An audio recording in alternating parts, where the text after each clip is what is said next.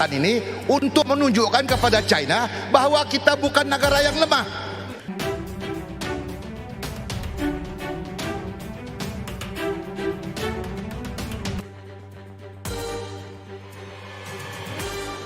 Halo Sobat Patriot. Apa terjadi di Laut Cina Selatan? Mari kita bahas. Membeberkan bahwa Badan Keamanan Laut akan dibolehkan membeli senjata militer mulai ini. Menurutnya, itu akan memperkuat pengawasan atas perairan Indonesia terutama di sekitar Natuna yang dekat dengan Laut Cina Selatan. Bobby mendukung langkah pemerintah yang membolehkan Bakamla membeli senjata militer. Dia menilai sejauh ini Indonesia masih cenderung lemah dalam pengawasan di perairan Natuna dekat Laut Cina Selatan. Selama ini hanya memiliki daya dukung senapan ringan dengan jangkauan di bawah 1 km, yang tentu dengan dinamika Laut Natuna Utara, tidak mencukupi. Bobby menjelaskan bahwa Bakamla hanya memiliki sekitar 10 kapal patroli.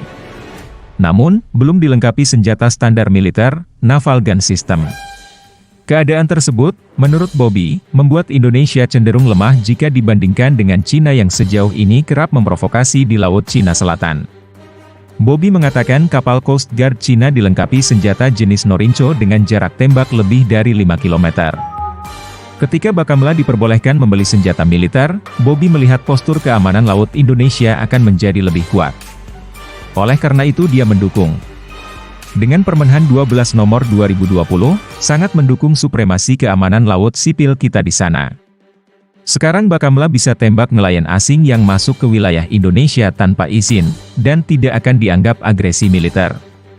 Malaysia panggil utusan Cina atas kapal di Laut Cina Selatan. Kementerian Luar Negeri mengatakan Duta Besar Ouyang Yujing dipanggil pada hari Senin untuk memprotes kehadiran kapal-kapal Cina di zona ekonomi eksklusif Malaysia. Kuala Lumpur telah lama berusaha untuk menjaga hubungan dengan mitra dagang terbesarnya secara seimbang, meskipun ada episode tegang di perairan Sabah dan Sarawak.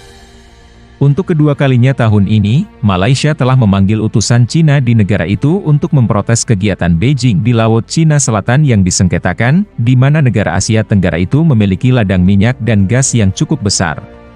Dalam pernyataan 4 paragraf yang dirilis Senin malam, Kementerian Luar Negeri Malaysia mengatakan bahwa Duta Besar Cina Ouyang Yujing dipanggil untuk menyampaikan posisi dan protes Malaysia terhadap kehadiran dan aktivitas kapal Cina, termasuk kapal survei, di kawasan ekonomi eksklusif Malaysia.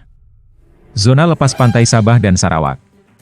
Kehadiran dan aktivitas kapal-kapal ini tidak sesuai dengan Undang-Undang Zona Ekonomi Eksklusif Malaysia 1984, serta Konvensi PBB tentang Hukum Laut, UNCLOS, 1982, kata pernyataan itu. Kejatuhan AUKUS, Malaysia merencanakan konsultasi dengan Cina saat kecemasan membara atas fakta pertahanan. Menteri Pertahanan Hishamuddin Hussein juga mendesak Australia untuk mengadakan diskusi tentang perjanjian trilateral di seluruh Asia Tenggara untuk menghilangkan kekhawatiran tentang hal itu. Sesepuh negarawan Mahathir Mohamad, sementara itu, mengatakan kemitraan pertahanan telah meningkatkan risiko konflik bersenjata di wilayah tersebut. Menteri Pertahanan Malaysia Hishamuddin Hussein pada hari Rabu mengatakan dia berencana untuk mengunjungi Cina segera untuk mengadakan konsultasi dengan rekan-rekan di sana tentang fakta pertahanan AUKUS. Rencana kunjungan yang tiba-tiba menandakan kecemasan di Kuala Lumpur dan di seluruh Asia Tenggara bahwa perjanjian trilateral antara Australia, Amerika Serikat, dan Inggris dapat mengintensifkan persaingan AS Cina dan memperburuk keamanan regional, kata seorang analis.